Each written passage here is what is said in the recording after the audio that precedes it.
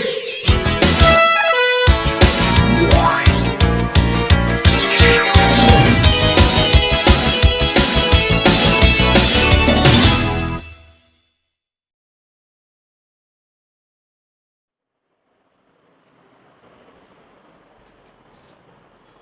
Students, तो ये जो वीडियो है वो हमारा चैप्टर नंबर 4 का फर्स्ट वीडियो है, which is chemical bonding. You all know that कि केमिस्ट्री के अंदर सभी सारे रिएक्शन होती है और रिएक्शन के अंदर पुराने बॉन्ड्स टूटते हैं और नए बॉन्ड्स बनते हैं।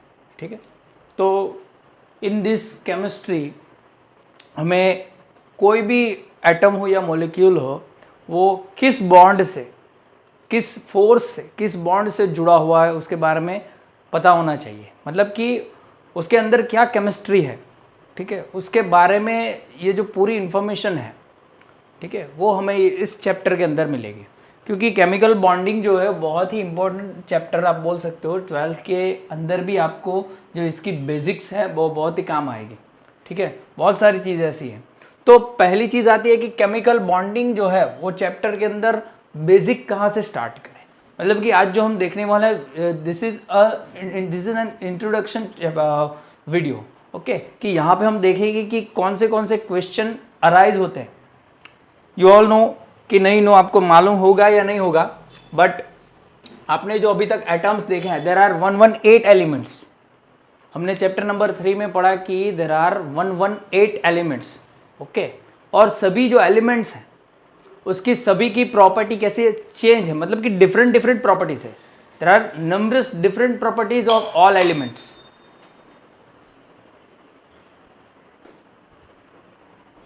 सो there are numbers properties of all elements. बहुत सारी अलग अलग प्रॉपर्टीज है, लेकिन ये जो एटम्स है, हमने जो एलिमेंट्स देखे उनके atoms,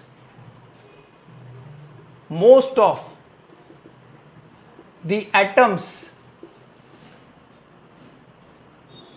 do not exist in an isolated form। जो हमको ये जो मिलते हैं ना, ये जो एटम हमको मिलते हैं वो खुद अकेले नहीं होते, आइसोलेटेड वो नहीं होते हैं। जब हम अर्थ क्रस्ट में से बोल दो या फिर सी अंदर से, मतलब कि सी के अंदर से, पानी में से, जहाँ से भी हमको मिलते हैं वो कंपाउंड फॉर्म में होते हैं या मोलिक्यूल फॉर्म में होते हैं। वो कभी भी आइसोलेटेड फॉर्म में नहीं होते हैं। जैसे कि आइसोलेटेड फॉर्म मतलब कि H हो गया, फ्लोरीन का F हो गया, Cl का ये हो गया, ये सभी आइसोलेटेड फॉर्म्स है और इसके अंदर नहीं होते। वो किसके फॉर्म में होते हैं? दे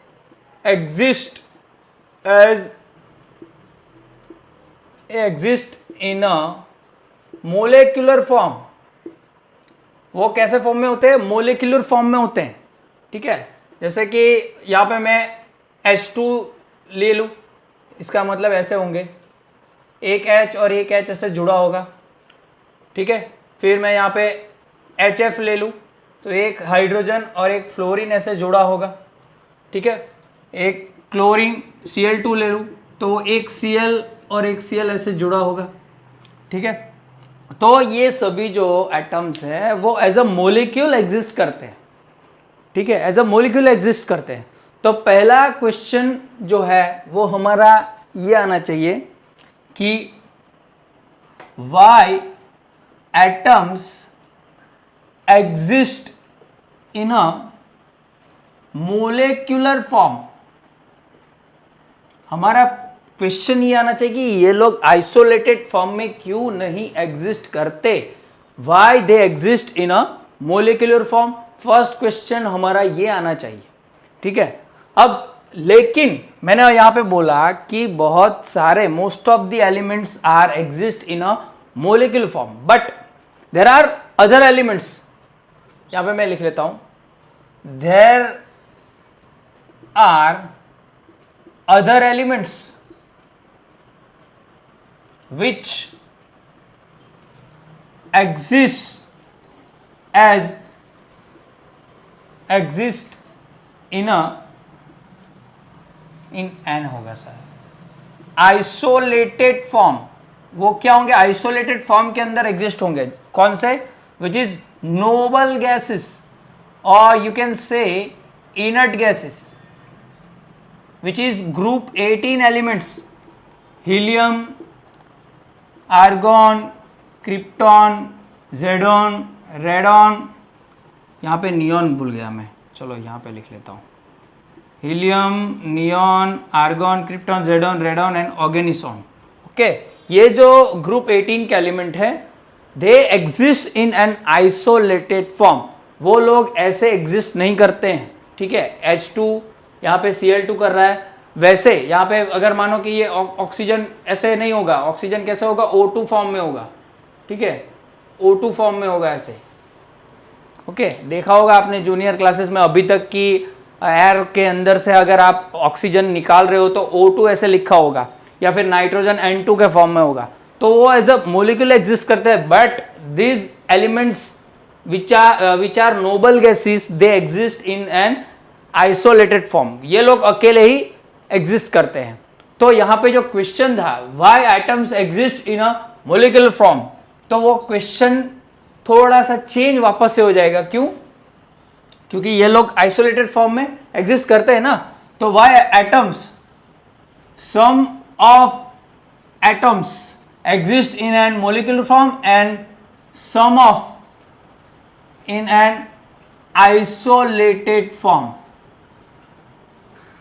ऐसा क्वेश्चन होगा कि कुछ जो है वो मोलिकुलर फॉर्म में एग्जिस्ट करते हैं एंड कुछ जो है वो आइसोलेटेड फॉर्म में एग्जिस्ट करते हैं। लेकिन क्यों, व्हाई? तो इसका आंसर मैं आपको सीधी सी बात में, मतलब कि सीधे से मैं दे रहा हूं आपको समझाने के लिए, क्योंकि ये चीज तो आगे हम पढ़ चुके हैं चैप्टर नंबर 2 के अंदर, ठीक है। स्ट्रक्चर ऑफ एटम के अंदर हम पढ़ चुके हैं, ये इलेक्ट्रॉनिक कॉन्फ़िगरेशन वाला फंडा जो था वो पढ़ चुके हैं हम, ठीक है। तो यू ऑल नो, मैंने आगे भी आपको जब चैप्टर नंबर 3 में आपको स्टेबिलिटी और एनर्जी का जो रिलेशन था वो समझा था कि energy is inversely proportional to stability. You all know that energy is inversely proportional to stability. जितनी ज्यादा एनर्जी होगी उतनी कम स्टेबिलिटी होगी, ठीक है। तो यहां पे सीधी सी मैं बात लिख रहा हूं, atoms which have high energy, जो एटम्स है उनके पास हाई एनर्जी होती ही है, उसके पास क्या होगा, लेस स्टेबिलिटी होगी, लेस स्टेबिलिटी होगी। सीधी सी बात है। अगर आप अभी की बात कर रहे हो आपकी, तो आप स्टेबल नहीं हो, you have high energy, high energy है तो ही आप पढ़ रहे हो। आप ज़्यादातर पढ़ोगे, कॉलेज करोगे, कॉलेज के बाद जॉब ढूंढोगे, आप मेहनत करोगे, तब जाके कुछ ना आप अच्छी तरीके से कुछ कमाओगे, तब जाके आप सेटल होगे, ठीक है ना। अब फिर शादी करोगे तो तब जाके आपकी स्टेबिलिटी आएगी। That is the stability of your life. आपकी स्टेबिलिटी का मतलब है कि एक अच्छा सा घर हो, एक अच्छी सी जॉब हो, एक लाइफ सिक्योरिटी हो, ठीक है, तो उसे एक स्टेबिलिटी बोली जाएगी, ठीक है। और ये सभी चीज़ों के लिए इंसान क्या करता है, मेहनत करता है। हाई एनर्जी मतलब कि मेहनत करेगा, यहाँ जाएगा, यहाँ जॉब करेगा, वहाँ जॉब करेगा। तो that is the thing that doing the every person to become a stable person. तो यहाँ पे भी यही हो रहा है कि कोई भी एटम हो जिसके पास हाई एनर्जी होगी, जैसे मैंने आपको आगे चैप्टर नंबर 3 के अंदर बताया हुआ था कि नदी का पानी जो है उसके अंदर बहुत ही हाई एनर्जी होती है, तो वो बहता ही रहता है। लेकिन स्टेबल कब होता है, जब जाके उसकी पूरी एनर्जी सी में, मतलब कि पूरा पानी सी के अंदर मिक्स हो जाएगा, ठीक है, तब उसकी पूरी एनर्जी निकल जाएगी, तब वो नहीं बहेगा, तब जाके वो स्टेबल होगा, तब जाके पानी स्टेबल होगा। दैट मीन्स स्टेबिलिटी कब आएगी, in the form where as less energy exist. जब एनर्जी बहुत ही कम होगी तब जाके स्टेबिलिटी आएगी, ठीक है। तो एटम्स के पास हाई एनर्जी होती है, ठीक है, तो स्टेबिलिटी लेस होगी, तो वो क्या करेंगे, they form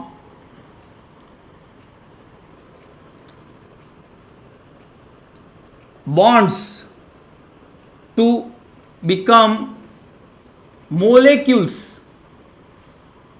to release the energy, release that energy into nature to be a stable. अब ये लोग क्या करेंगे, अब सीधी सी बात है, हम लोग मेहनत कर रहे हैं स्टेबल होने के लिए, तो ये लोग भी क्या कर रहे हैं, वही चीज फॉलो कर रहे हैं, वही गाइडलाइन पे फॉलो कर रहे हैं कि ये लोग क्या करेंगे, बॉन्ड फॉर्म करेंगे। क्या करेंगे, बॉन्ड, कुछ ना कुछ बॉन्ड फॉर्म करेंगे और एग्जिस्ट करेंगे इन अ मोलिक्यूल स्टेट। क्या करेंगे, वो खुद मोलिक्यूल बन जाएंगे, तब जाके एनर्जी रिलीज होगी। क्या होगी, एनर्जी रिलीज होगी, और एनर्जी जैसे निकल जाएगी, ठीक है। अब यहां पे आप बोल लो कि यहाँ पे देह है, तो यहाँ पे कुछ ना कुछ एटम्स बोल दो, ठीक है। यहाँ पे सभी सिस्टम मतलब मोलिक्यूल्स भी यहाँ पे आ जाते हैं, जो मोलिक्यूल्स जिसके पास एनर्जी हाई होती है उसकी बात कर रहा हूं मैं। तो ये सभी चीजें जो है वो क्या होगी, खुद क्या करेगी, एनर्जी रिलीज करने के लिए बॉन्ड फॉर्मेशन करेगी, ठीक है। बॉन्ड फॉर्मेशन, अभी बॉन्ड फॉर्मेशन क्या है, ठीक है। तो दूसरा क्वेश्चन ये आएगा हमारा कि मैंने यहां पे बता दिया कि स्टेबिलिटी के लिए ये लोग बॉन्ड फॉर्मेशन कर रहे हैं, ठीक है। इसीलिए ये लोग क्या करेंगे, एज अ मोलिकुलर फॉर्म में रहेंगे। लेकिन कुछ ये लोग जो है वो क्या करेंगे, ये लोग तो कुछ कर नहीं रहे, आइसोलेटेड है। क्यों, तो सीधी सी बात है, यू ऑल नो दैट कि ग्रुप 18 के जो एलिमेंट है वो पहले से ही स्टेबल है, they do not have energy, high energy. उनके पास जो है वो कुछ एनर्जी है नहीं, तो वो किसी के साथ रिएक्शन कर ही नहीं सकते। जिसके पास हाई एनर्जी होती है वो रिएक्शन करते हैं और बॉन्ड बनाते हैं, लेकिन इनके पास तो कुछ एनर्जी है ही नहीं, because already they already stable. वो जो है उनकी ऑक्टेट कंप्लीट है, स्टेबल है, ठीक है। ये ऑक्टेट वाला फंडा अगले लेक्चर में आएगा, ठीक है। लेविस डॉट स्ट्रक्चर, कौशल लेविस डॉट स्ट्रक्चर जब मैं पढ़ाऊंगा तब ऑक्टेट रूल जो है वो आगे, जब आपने पढ़ा था ना ऑक्टेट कंप्लीट हो, वो ऑक्टेट रूल आएगा आगे अगले वीडियो में। तो ये लोग जो है दे आर ऑलरेडी स्टेबल, ये लोग तो पहले से ही स्टेबल है, तो काय को मोलिक्यूल फॉर्म में जाए, समझ में आ रहा है ना। तो इसीलिए ये लोग जो है वो मोलिक्यूल फॉर्म में नहीं आते हैं। समझ में आया, इतना क्लियर हुआ कि मैं क्या समझाना चाह रहा हूं। अब सीधी सी बात है, कुछ बॉन्ड फॉर्मेशन होगा तो कुछ ना कुछ फिजिकल बॉन्ड होगा, कुछ ना कुछ फिजिकल बॉन्ड होगा। फिजिक्स में बहुत सारे बॉन्ड आते हैं, ग्रेविटेशनल, फिर अट्रैक्शन फोर्स, फिर सेंट्रीपिटल फोर्स, बहुत सारे फोर्सेस होंगे, आप पढ़ोगे आप। तो ये जो है वो कुछ ना कुछ फिजिकल फोर्स होगा जो दो एटम्स को अपने मतलब कि एक दूसरे के साथ बाइंड करके रखेगा, ठीक है ना। तो उसे हमारी केमिस्ट्री में बोलते हैं केमिकल बॉन्ड, ठीक है। क्या बोलते हैं, केमिकल बॉन्ड। तो अगर हमें डेफिनेशन लिखनी है तो क्या लिख सकते हैं, the attraction force which held atoms, या फिर यहां पे लिख लो कंस्टिट्यूएंट पार्टिकल्स, ट्वेंट पार्टिकल्स विच इज एटम्स हो सकते हैं, यहां पे आयंस हो सकते हैं, या फिर मोलिक्यूल्स भी हो सकते हैं, ठीक है। Held together with each other is called chemical bond. उसे क्या बोल सकते हैं, केमिकल बॉन्ड बोल सकते हैं। कुछ बॉन्ड है केमिस्ट्री में रिएक्शन करके बॉन्ड बनाएगा तो केमिकल बॉन्ड, ठीक है। क्लियर, समझ में आया इतना, नोट करो, थोड़ा सा है वो आगे चलते हैं। अब यहां पे बहुत सारे दूसरे क्वेश्चन भी आते हैं कि ये जो बॉन्ड हमने बोला कि केमिकल बॉन्ड है, उसका कुछ ना कुछ नेचर होगा, ठीक है, कुछ तो नेचर होगा ना, ठीक है। तो वो भी एक क्वेश्चन अराइज होता है कि क्या नेचर होगा बॉन्ड का, ठीक है। उसके बाद एक दूसरा क्वेश्चन आता है कि अभी मैं बताऊंगा आपको कि मॉलिक्यूल जो है वो फिक्स रेशियो में कैसे होते हैं, ठीक है। फिक्स रेशियो में कैसे होते हैं, हम तो बनाने नहीं जाते हैं, नेचुरली बनते हैं ना, तो फिक्स रेशियो में कैसे होते हैं। कई मॉलिक्यूल्स जो है वो हम खुद बना सकते हैं आर्टिफिशियली, लेकिन जो नेचुरली बने होते हैं, ठीक है, जैसे कि अगर मान लो कि H2 है तो वो फिक्स रेशियो में होते हैं, H2 गैस है, Cl2 गैस है, N2 गैस है, तो वो कैसे। और दूसरा एक क्वेश्चन आता है कि दे exist in a fix shape, उनका शेप जो है वो कैसे फिक्स होता है। तो वो सभी चीजें जो है, वो सभी क्वेश्चन जो है वो हमको इस चैप्टर के अंदर मिलेंगे। Okay, nature of bond, nature क्या है बॉन्ड का, विच टाइप ऑफ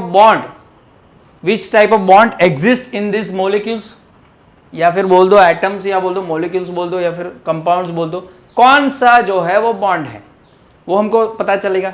नेचर क्या है, कितने टाइप के बॉन्ड्स है वो पता चलेगा। ठीक है, शेप क्यों है, कैसे है वो पता चलेगा, फिक्स रेशियो कैसे है वो भी पता चलेगा। ठीक है, ओके क्लियर। फिक्स रेशियो वाली चीज मैंने आगे बोला था ना, इंपेरिकल फॉर्मूला में फिक्स रेशियो होता है। ठीक है, वो फिक्स रेशियो है, सिंपल रेशियो है, उसके बाद उसको मल्टीप्लाई कर दोगे इनटू एन से तो आपको मोलिकुलर फॉर्मूला मिल जाएगा।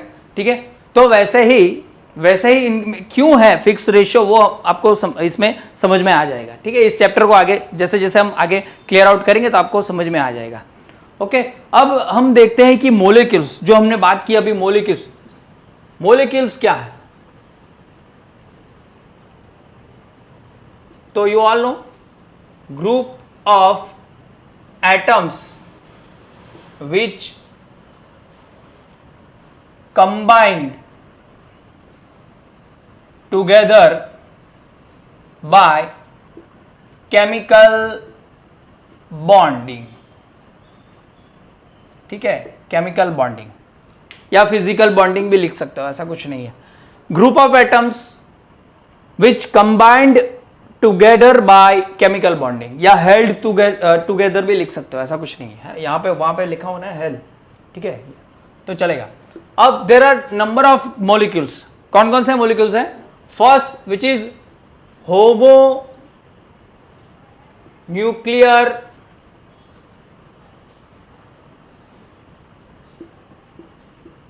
molecules, diatomic molecules, sorry, diatomic molecules।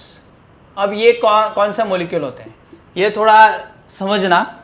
होमो मतलब आपको मालूम है होमोजीनियस मिक्सचर और हेट्रोजीनियस मिक्सचर में क्या डिफरेंस है, आपको मालूम है ना। होमो मतलब कि सेम और हेट्रो मतलब कि डिफरेंट। ठीक है, तो वैसे यहां पे है होमो दैट इज सेम, न्यूक्लियर मतलब कि न्यूक्लियस, सेम न्यूक्लियस होगा मतलब कि सेम एटम्स होंगे। डायटोमिक मतलब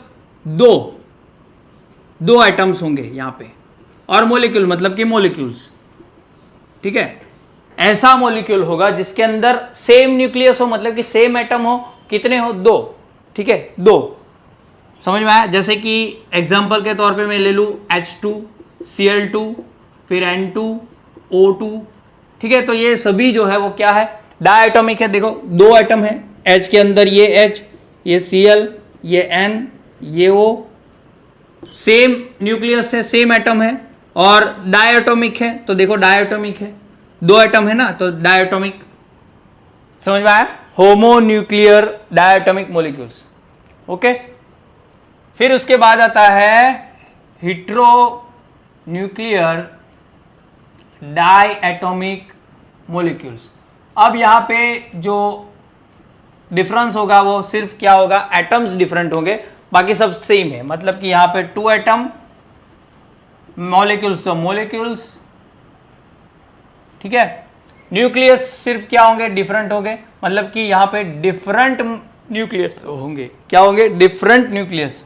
जैसे कि HF, ठीक है, HF 2 ही एटम होने चाहिए, 2 ही एटम होने चाहिए। ठीक है, फिर यहाँ पे होगा HFE, फिर मैं क्या लिखूँ यहाँ पे, HFE मुझे याद आ रहा है यहाँ पे अभी, HCl, HBr एक्सेट्रा, चलेगा इतनी। देखो यहाँ पे 2 एटम है, एक H और एक F, एक H और एक Cl, एक H और एक Br, दोनों अलग अलग हैं, डिफरेंट न्यूक्लियस है, 2 ही एटम है और मॉलिक्यूल है। ठीक है, तो इनको बोला जाता है hetero nuclear diatomic molecules. Okay, now third one is homo nuclear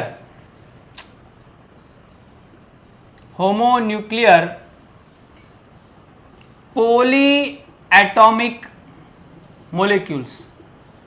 अब पॉली का मतलब है एक से ज्यादा, बस यहां से मैनी लिख रहा हूं, यहां पे मैनी, ये सभी चीजें तो आगे मैंने लिखी हुई हैं तो मैं यहां पे नहीं लिखूंगा।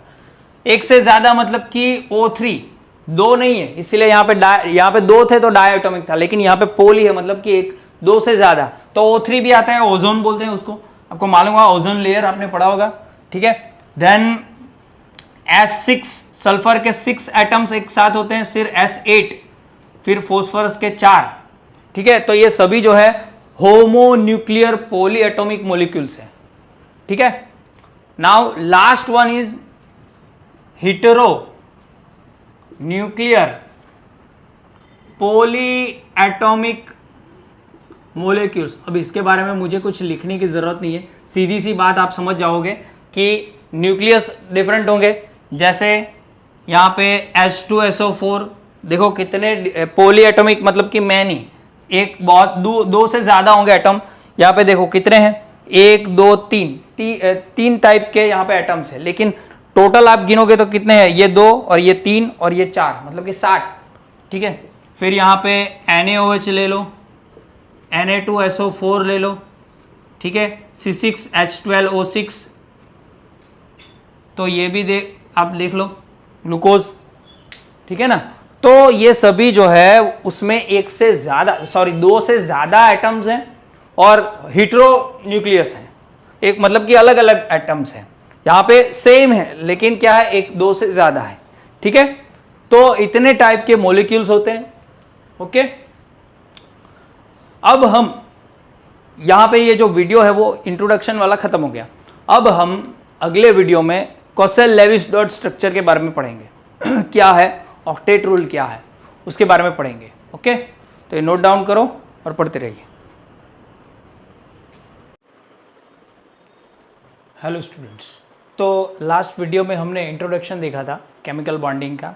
अब इस वीडियो के अंदर हम जो पहला जो कंसेप्ट आया, ठीक है, 1916 में लेविस और कॉसेल, ये दोनों अलग, मतलब कि एक इंसान नहीं है, दो अलग इंसान है, लेविस अलग है और कॉसेल अलग है, ठीक है। तो इन्होंने 1916 में फर्स्ट क्लैरिफिकेशन दिया था, फर्स्ट थियरी दी थी, एक कॉन्सेप्ट दिया था कि एटम्स जो है वो क्यों कंबाइन होते हैं, ठीक है। अब वो क्या कंसेप्ट था वो आज हम देखने वाले हैं। तो पहली बात जो करेंगे हम वो करेंगे लेविस भाई की, जिसे G.N. लेविस भी बोलते हैं, ठीक है, G.N. लेविस, पूरा नाम हमको ज़रूरत नहीं है, लेकिन यहाँ पे मैं शॉर्ट ये लिख रहा हूँ, G.N. लेविस।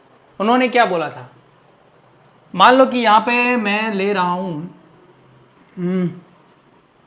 लिथियम ले लेता हूँ, ठीक है, यहाँ पे मैं लिथियम ले रहा हूँ और यहाँ पे मैं सोडियम ले रहा हूँ, ठीक है।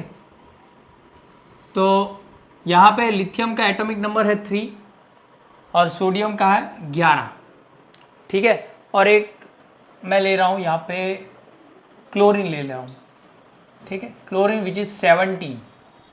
तो इनकी कॉन्फ़िगरेशन क्या होगी, इसकी कॉन्फ़िगरेशन होगी 1s² 2s² 2p1, क्या हो गए 2p1। तो मैं लास्ट वाली शेल यहाँ पे बना देता हूँ, 2p1 है, p की 3, p सब शेल की 3 ऑर्बिटल होती हैं, ये px 2px 2py और 2pz, जहाँ पे एक इलेक्ट्रॉन है इसका, ये नहीं बनाया मैंने, ठीक है, ये बनाया नहीं है, चलो बना लेता हूँ, ये 2s², ठीक है, और ये 2p1 ऐसे लिख दो, या फिर यहाँ पे 2p1 ऐसे लिखोगे तो भी चलेगा, ठीक है। सोडियम की मैं बात करूँ तो क्या होगा, 1s² 2s² 2p6 10 हो गए और 3s1, ठीक है।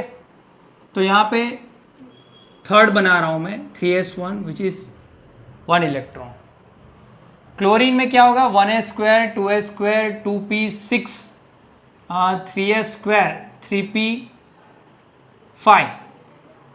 6 और 4 10, 12 और 5 17, ठीक है। तो यहाँ पे मैं 3s बना रहा हूँ, 3s2, और ये लास्ट वाली जो है ना वही बना रहा हूँ 3p5, दैट मीन्स ऐसा कुछ होगा, हाँ सॉरी, यहाँ पे भी एक इलेक्ट्रॉन आ जाएगा, मतलब कि एक ही चाहिए। तो आपको मालूम है, मैंने आगे बताया हुआ कि यहाँ पे ये जो ये शेल है, ये क्या होगा, ये शेल,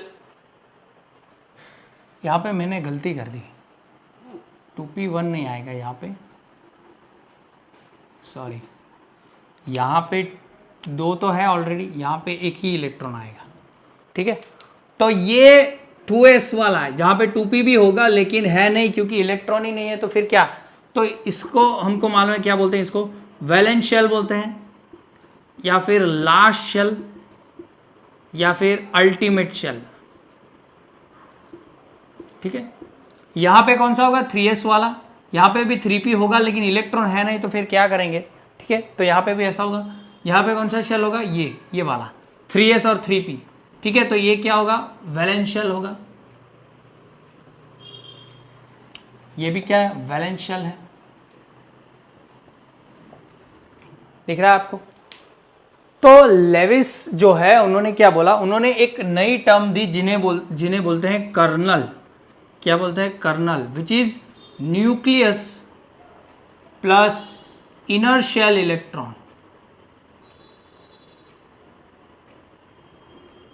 क्या बोलते हैं, nucleus plus inner shell electron, ठीक है। अब इनर शेल इलेक्ट्रॉन्स का मतलब तो आपको मालूम है, अंदर की शेल को क्या बोलते हैं, इसको इनर शेल बोलते हैं, या फिर पेनल्टीमेट शेल बोलते हैं। इसकी ये इनर शेल हो गई, इसकी ये इनर शेल हो गई, ठीक है ना, ये क्या हो गई, इनर शेल, यहां पे ये इनर शेल हो गई, ठीक है। और आपको ये भी मालूम है, the inner shell electrons do not take part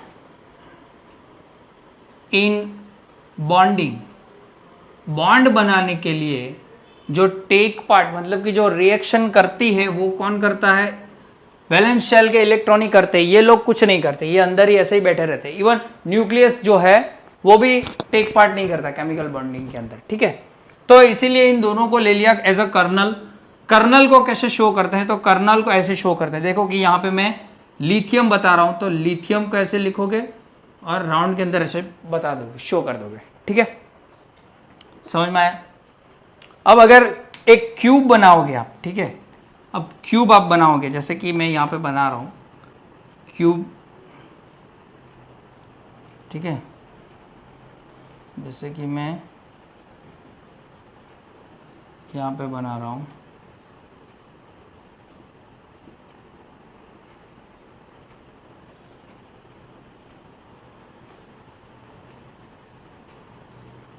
ये ऐसा क्यूब, ठीक है।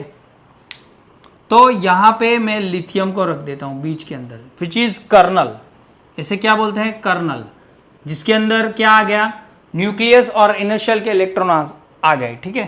तो यहाँ पे ये जो बाहर के ये दिख रहा है ना, ये वैलेंस शेल है, हम ऐसे बोल दो, यहाँ पे ये जो 8 बॉक्सेस है ना वो वैलेंस शेल है, ऑर्बिटल है।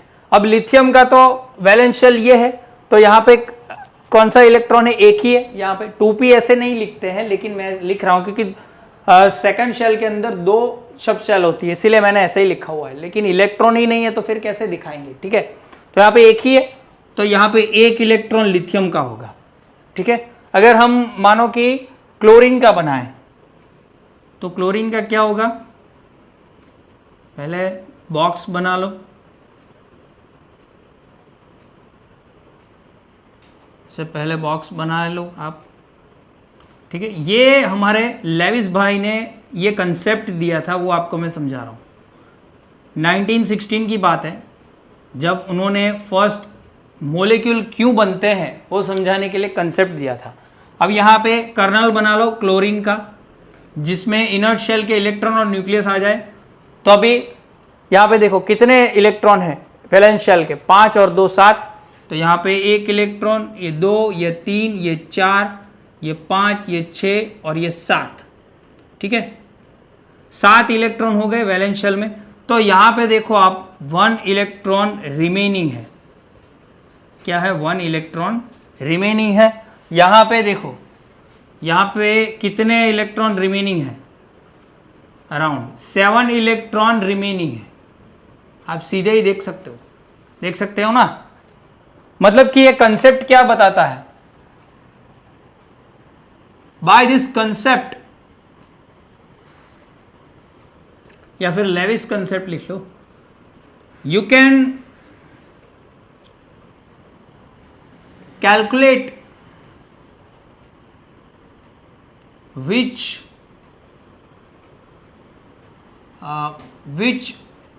atom donates electron or accepts electron to complete its valence shell.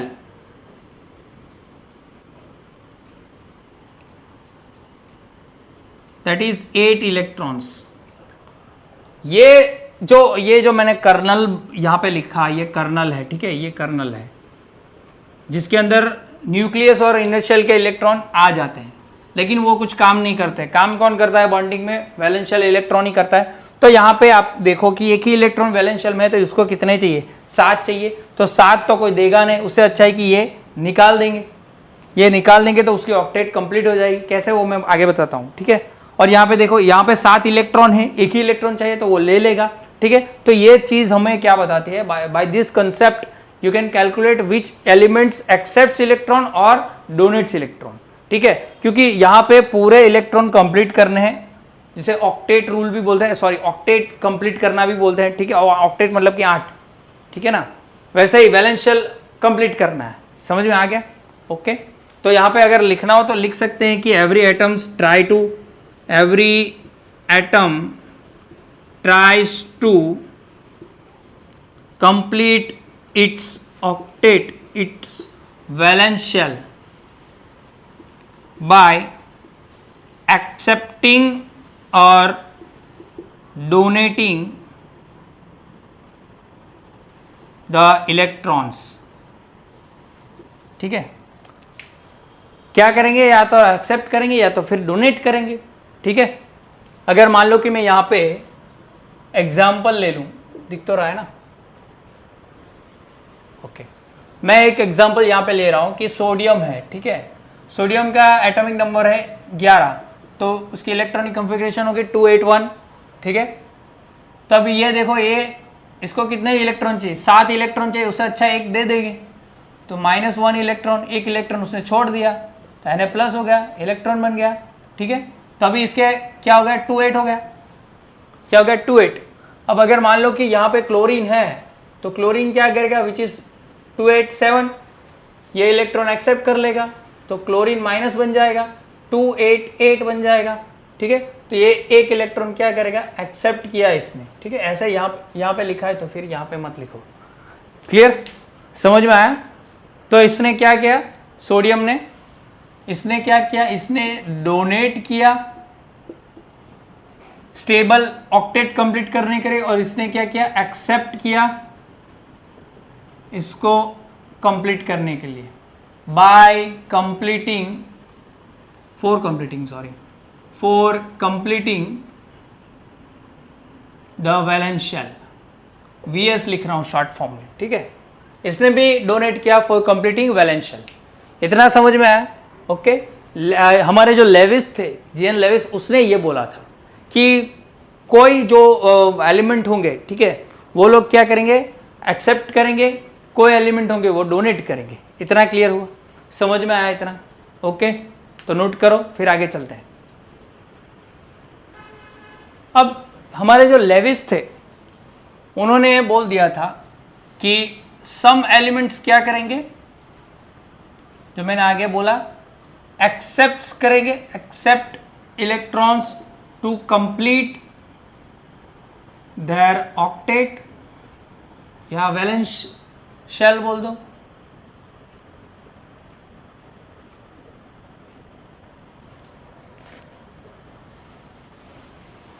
और some elements donates electron to complete their valence shell। लेकिन कुछ एलिमेंट ऐसे भी हैं, some elements sharing, some elements share electrons, sorry यहाँ पे मैं ऐसे लिख लेता हूँ, share electrons to complete their valence shell. कुछ क्या करेंगे, क्या लेविस ने क्या बोला, ये दो चीज तो बोली, लेकिन कुछ लोग क्या करेंगे, शेयर भी करेंगे। कौन से? तो ग्रुप 14 के ये लोग जिसके पास वैलेंस शेल में कितने इलेक्ट्रॉन हैं, 4, इसका क्या होगा 1s², 2s², 2p4, ठीक है ना, सॉरी नहीं मेरी गलती है, अच्छा हाँ ठीक है बराबर है, ठीक है 4, इसका भी यही होगा, ठीक है। जैसे जैसे आप नीचे जाओगे तो ये जो है उसकी लास्ट शेल कौन सी है, ये 2s वाली, तो यहाँ पे 2 इलेक्ट्रॉन 2s में और यहाँ पे 4 है। तो ये लोग क्या करेंगे, 4 इलेक्ट्रॉन ना तो डोनेट करेंगे, कांट डोनेट, ना तो कांट एक्सेप्ट भी नहीं कर सकते ड्यू टू स्मॉल साइज, इसकी साइज क्या स्मॉल है, can't donate due to very high number of electron, बहुत ज्यादा है 4 डोनेट करना, तो वो क्या करेंगे, शेयरिंग करेंगे। मतलब कि ये जो ग्रुप 14 है ना, वो क्या करेंगे, शेयरिंग करेंगे, ठीक है, क्या करेंगे, शेयरिंग। जैसे कि कार्बन है तो वो एक हाइड्रोजन आ गया हमारे पास, एक हाइड्रोजन एक इलेक्ट्रॉन लेके, एक हाइड्रोजन एक इलेक्ट्रॉन लेके आ गया। कार्बन ने बोला चल एक भाई तू एक इलेक्ट्रॉन ले ले, चलो एक इसके साथ और एक इसके साथ, ठीक है। तो ऐसे अब दोनों जो है वो अपने जो शेयरिंग वाले इलेक्ट्रॉन है तो दोनों यूज कर सकते हैं। जैसे कि देखो कार्बन की ऑक्टेट 2 4 6 8 उसकी कंप्लीट हो गई। हाइड्रोजन की डुप्लेट होती है तो हाइड्रोजन की डुप्लेट भी, इस हाइड्रोजन की ये डुप्लेट कंप्लीट, इसकी ये और इसकी ये, ठीक है। तो ऐसे जो है वो शेयरिंग करके भी वो ये जो बॉन्ड बना सकता है, ठीक है, कंप्लीट कर सकता है। ये हमारे लेविस भाई ने बोला था, ठीक है, समझ में आया इतना। अब इनको डिस्क्राइब करने के लिए उसने एक कंसेप्ट दिया जिसे बोलता है लेविस डॉट स्ट्रक्चर। क्या बोला, लेविस डॉट स्ट्रक्चर नाम का एक कंसेप्ट दिया, जहां पे कर्नल को शो करते हैं। कर्नल को कैसे दिखाते हैं मैंने आगे बोला, लेकिन वो राउंड नहीं लिखते, जैसे यहां पे ऐसे ही लिखते हैं, ऐसे, ठीक है। फिर यहां पे ये कर्नल हो गया, फिर ऐसे ही लिखते हैं, ऐसे कर्नल लिखते हैं, ठीक है।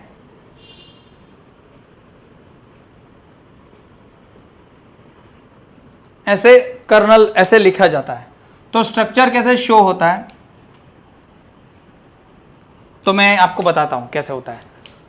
अभी ये कर्नल है, अभी कर्नल इसे बोलते हैं, ठीक है। वहां पे हमने राउंड में लिखा था ये कर्नल है, मतलब कि न्यूक्लियस और इनर शेल साथ में आ गए।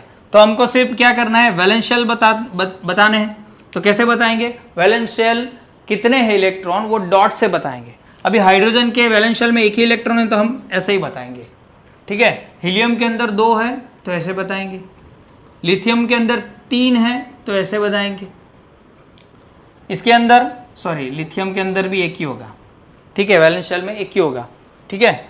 फिर इसके अंदर क्या होगा, बेरिलियम के अंदर 2 होंगे तो ऐसे बताएंगे, फिर बोरॉन के अंदर 3 तो ऐसे, कार्बन के अंदर 4 तो ऐसे, नाइट्रोजन के अंदर 5 तो फिर ऐसे, ऑक्सीजन के अंदर 6 तो फिर ऐसे, फ्लोरीन के अंदर 7 तो फिर ऐसे, ठीक है। समझ में आ रहा है, ये निकाल देता हूँ फिर नहीं तो प्रॉब्लम हो जाएगी।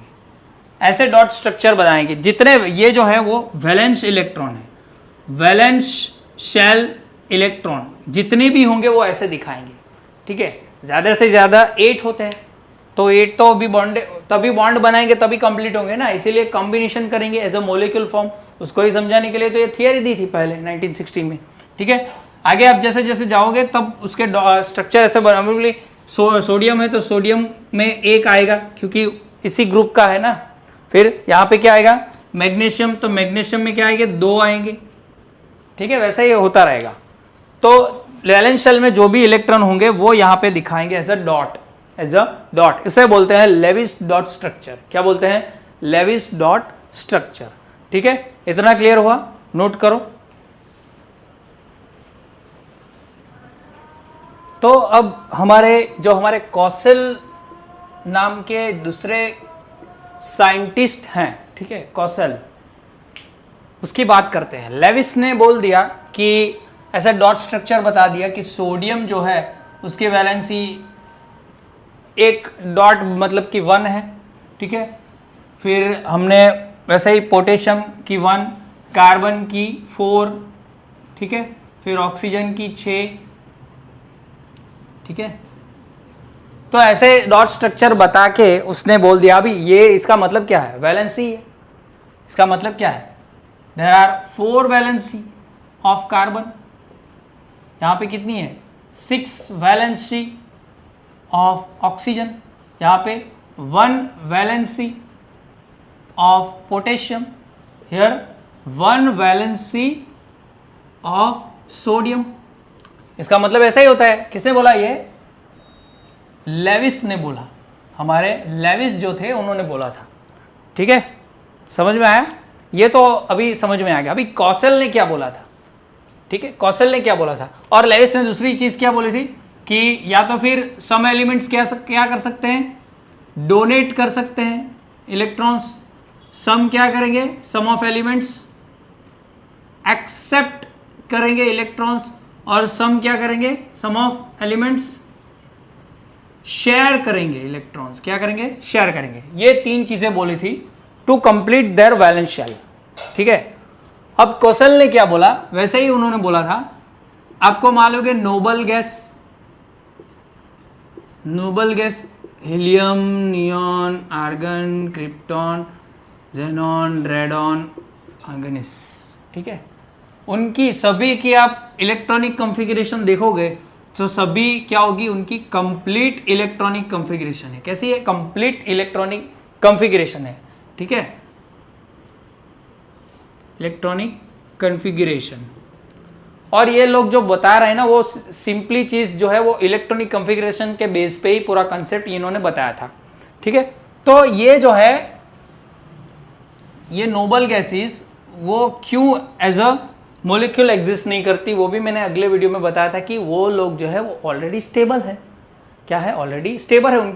उनका जो वैलेंस शेल है वो पूरी कंप्लीट है, ठीक है। उनकी जो वैलेंस शेल है वो क्या है, कंप्लीट है। तो वो लोग क्यों रिएक्शन करें, इसलिए वो सभी क्या है, इनर्ट गैसेस है, या फिर नोबल गैसेस बोल दो, ठीक है। तो कौशल ने क्या बोला, या फिर जो एलिमेंट्स है जैसे कि अल्कली मेटल्स और अल्कली अर्थ मेटल्स, सब मेटल्स जो है वो क्या करेंगे, लूज देयर इलेक्ट्रॉन्स। क्या करेंगे, electrons to achieve noble gas electronic configuration to be stable. ये लोग स्टेबल है, इनकी कॉन्फ़िगरेशन कंप्लीट है, तो ये लोग क्या करेंगे, अल्कली मेटल्स मतलब कि एस ब्लॉक एलिमेंट्स है ना, एस ब्लॉक वाले, वो एस ब्लॉक एलिमेंट्स, और ये ग्रुप 1 और ग्रुप 2 की मैं बात कर रहा हूं। तो वो लोग क्या करेंगे, इलेक्ट्रॉन लूज करेंगे। क्या करेंगे, इलेक्ट्रॉन लूज करेंगे। क्यों, इनके जैसे इलेक्ट्रॉनिक कॉन्फ़िगरेशन के लिए, नोबल गैस इलेक्ट्रॉनिक कॉन्फ़िगरेशन को अचीव करने के लिए। और दूसरे जो है पी ब्लॉक के अंदर कुछ ना कुछ वो लोग क्या करेंगे, which is non metals like halogen group, मतलब आपको मालूम है कौन सा, ग्रुप नंबर 17 एक्सेप्ट्स इलेक्ट्रॉन। क्या करेंगे, इलेक्ट्रॉन एक्सेप्ट करेंगे, ठीक है, to achieve the noble gas electronic configuration to be stable. क्या करेंगे, स्टेबल होना चाहते हैं। ये लोग क्या करेंगे, इलेक्ट्रॉन एक्सेप्ट करेंगे, ये लोग क्या करेंगे, डोनेट करेंगे, मतलब कि इनडायरेक्टली ये लोग भी ऐसे बनेंगे और ये लोग भी ऐसे बनेंगे, क्योंकि इनके लास्ट शेल में कितने 8 इलेक्ट्रॉन है। क्या है 8 इलेक्ट्रॉन है ना, 8 इलेक्ट्रॉन है ना, वो कंप्लीट होना चाहते हैं, करना चाहते हैं ये लोग। समझ में आया है? इतना क्लियर हुआ? ओके। या फिर इसके जैसे इलेक्ट्रॉनिक कॉन्फ़िगरेशन बोल दो, इनके जैसे इलेक्ट्रॉनिक कॉन्फ़िगरेशन चाहिए इनको सभी को, जैसे कि वो लोग स्टेबल हो जाए। इतना क्लियर हुआ? समझ में आया ये? ओके। तो यहाँ पे अगर मान लो कि मैं आपको बता दूं कि कोई सोडियम है, ठीक है, सोडियम है और मैं हीलियम यहाँ पे नियॉन की मैं बात बता दूं। सोडियम का इलेक्ट्रॉनिक कॉन्फ़िगरेशन है 11, इसका है 10, ठीक है। 1s² 2s² 2p6 3s1, यहाँ पे क्या 1s² 2s² 2p6, खत्म। वैलेंस शेल देखो, इसका ये रहा, इसका ये रहा, ये लास्ट शेल है वैलेंस शेल। अगर ऐसे लिखो तो 2 8 लिखते हैं यहाँ पे क्या होगा 2 8 1। अब सीधी सी बात है, 7 इलेक्ट्रॉन्स तो लेने से रहे, वो ले ही नहीं सकता, उतना इलेक्ट्रॉन कोई देगा भी नहीं। उससे अच्छा है कि ये निकाल देंगे तो इसके जैसी बन जाएगी। देखो यहाँ पे सोडियम है, 1 इलेक्ट्रॉन इसने लूज कर दिया, ठीक है, 1 इलेक्ट्रॉन 2 8 1 था, 1 इलेक्ट्रॉन लूज कर दिया, अभी 2 8 हो गया, इसके जैसा हो गया, ये हो गया ना। लेकिन यहाँ पे देखो इस पे कौन सा चार्ज आ गया, पॉजिटिव चार्ज। तो यहाँ पे मैं लिख लेता हूं, by losing electron metals possess positive charge. उनके उस पे क्या आ जाएगा, पॉजिटिव चार्ज आएगा। जितना भी इलेक्ट्रॉन लूज करेगा उतना पॉजिटिव चार्ज ज्यादा आ जाएगा, ठीक है। तो नो डाउट कि इसने कॉन्फ़िगरेशन नियॉन जैसी पा ली, लेकिन यहाँ पे कौन सा चार्ज आ गया, पॉजिटिव चार्ज आ गया, ठीक है। अब वो कब इलेक्ट्रॉन डोनेट करेगा, जब सामने कोई इलेक्ट्रॉन एक्सेप्ट करने वाला होगा। जैसे कि मैं यहाँ पे बता दूं कि क्लोरीन, अगर मान लो कि यहाँ पे क्लोरीन है, ठीक है, क्लोरीन क्या करेगा, क्लोरीन 1 इलेक्ट्रॉन एक्सेप्ट करेगा, वही इलेक्ट्रॉन, क्योंकि 2 8 7 है तो उसको 1 इलेक्ट्रॉन चाहिए, और वो क्या बना लेगा 2 8 8 बना लेगा। अब ऑक्टेट कंप्लीट हो गया, लेकिन इस पे कौन सा चार्ज आ गया, नेगेटिव चार्ज आ गया। अब इसने किसके जैसी बनाई, देखो 16 और 18, तो इसके जैसी बना ली आर्गोन। आर्गोन का जो यहाँ पे मैं लिख लेता हूँ, आर्गोन का जो एटॉमिक नंबर है वो 18 होता है, 2 8 8 उसके जैसी हो गई ना। लेकिन ये तो न्यूट्रल है, पर ये क्या हो गया, नेगेटिव चार्ज आ गया, ठीक है।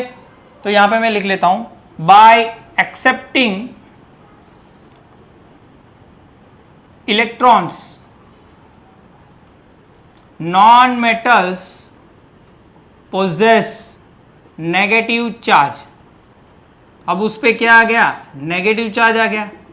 देखो यहाँ पे आ गया ना, ठीक है, यहाँ पे आ गया ना। अब नो डाउट कि ये लोग ने नोबल गैसेस जो है वो ऐसी इलेक्ट्रॉनिक कॉन्फ़िगरेशन अपने नियर जो भी नोबल गैसेस होगी, जिसके इसके नियर जो है वो आर्गन होती है, ठीक है, और सोडियम के नियर नियोन होती है। देख लेना आप टेबल के अंदर, जिस अपने नियर जो भी बाजू के अंदर जो भी नोबल गैसेस होगी ना, उसके जैसी इलेक्ट्रॉनिक कॉन्फ़िगरेशन जो है वो अचीव करने की कोशिश करेगा, मतलब कि स्टेबल होगा।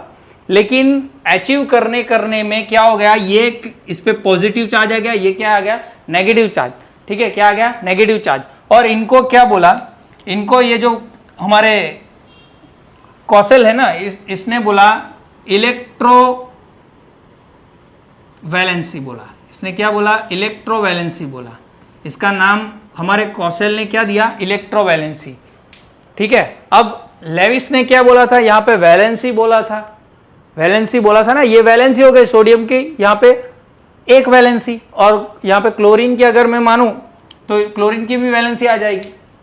लेकिन यहाँ पे देखो, क्योंकि यहाँ पे चार्ज है, इसीलिए यहाँ पे क्या हो गया, वैलेंसी विथ चार्ज को क्या नाम दे दिया, electrovalency, which is valency with charge.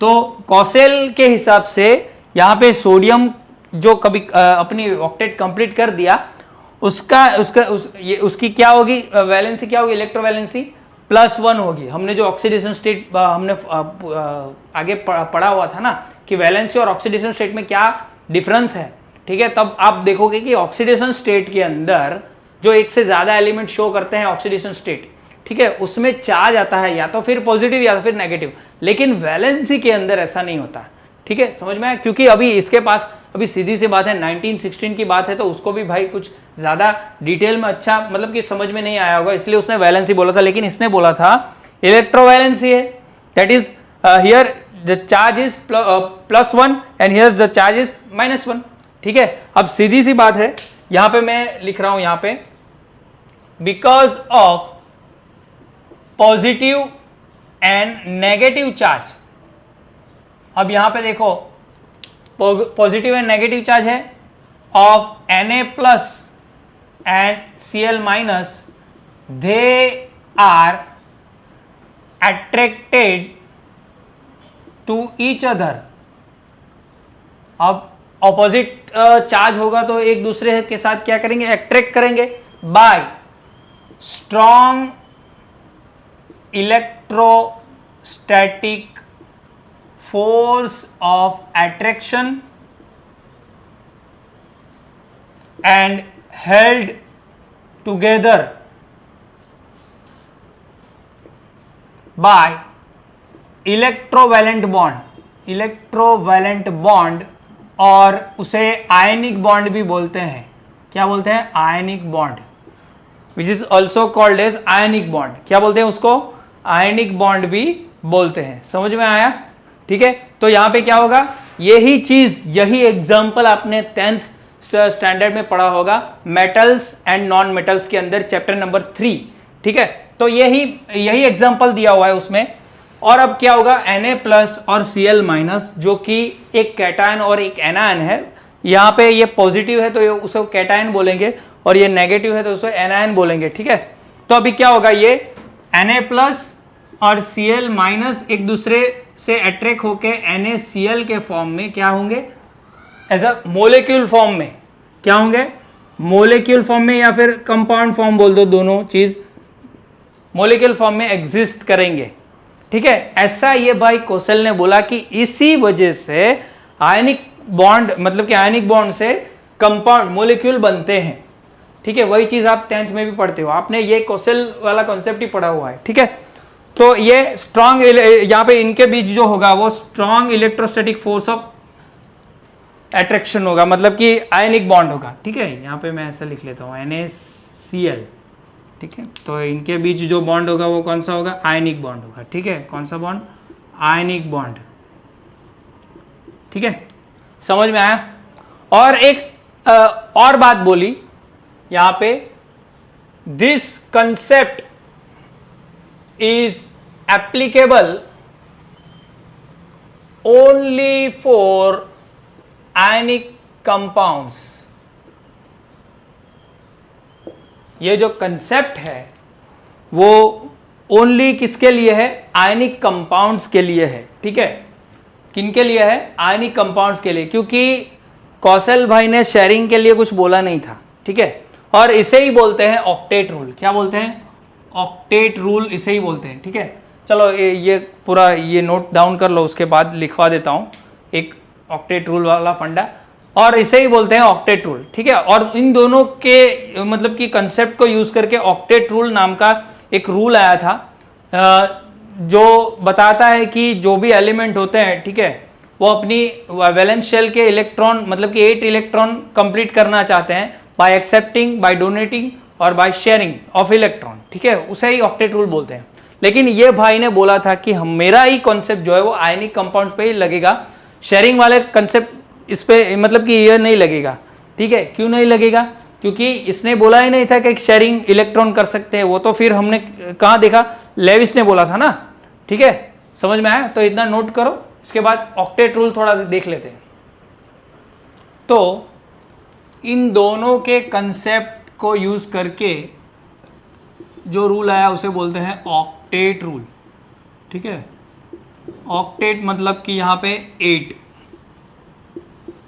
ठीक है, 8।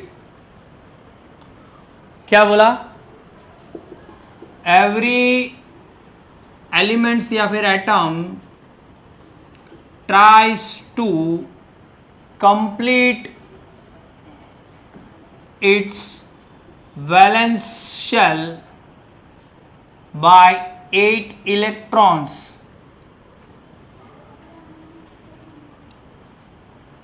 by valence shell complete its valence shell filling 8 electrons लिख लेते हैं यहाँ पे filling 8 electrons by either donating, accepting or sharing of electrons. ठीक है, लेकिन ये जो है it has a limit to period number 3। Period number 3 तक ही ये वैलिड होगा। उसके बाद आप देखोगे तो आपने देखा होगा KLMNO, यहाँ पे 2 8 8 फिर 18 आ जाता है, फिर 18 फिर OP 32 फिर 32 आ जाता है। ठीक है, 32 तो फिर तो 18 इलेक्ट्रॉन आ जाएंगे ना, फिर ऑक्टेट होगा ही नहीं। इसलिए यहाँ पे ये जो है उसकी लिमिट है। 4th पीरियड के अंदर आप जब स्टार्ट करोगे ना 4th पीरियड के अंदर, ठीक है, तो 4th पीरियड के अंदर क्या होगा, अभी 18 इलेक्ट्रॉन आ जाएंगे वैलेंस शेल के अंदर। ठीक है, तब ये कंसेप्ट नहीं लगेगा, तब तो अभी 1916 की बात है, तो तब तक तो यही होगा। ठीक है, तो ये ऑक्टेट रूल है, मैंने आपको समझा दिया है क्यों कैसे क्या। ठीक है, तो सभी एलिमेंट जो होते हैं या फिर शेयरिंग करेंगे, एक्सेप्ट करेंगे, डोनेट करेंगे अपनी वैलेंस शेल को कंप्लीट करने के लिए, ऑक्टेट कंप्लीट करने के लिए, उसे ही ऑक्टेट रूल बोलते हैं। ठीक है, प्रिंसिपल ऑफ कंप्लीटिंग इलेक्ट्रॉन बोल सकते हो, या principle of attaining maximum of 8 electrons in the valence shell of atom is called octet rule. ठीक है, तो यहाँ तक हमने इस वीडियो के अंदर यहीं तक। अब आगे जो भी टॉपिक जो है अभी आगे आने वाला है टॉपिक, वो अगले वीडियो में देखेंगे।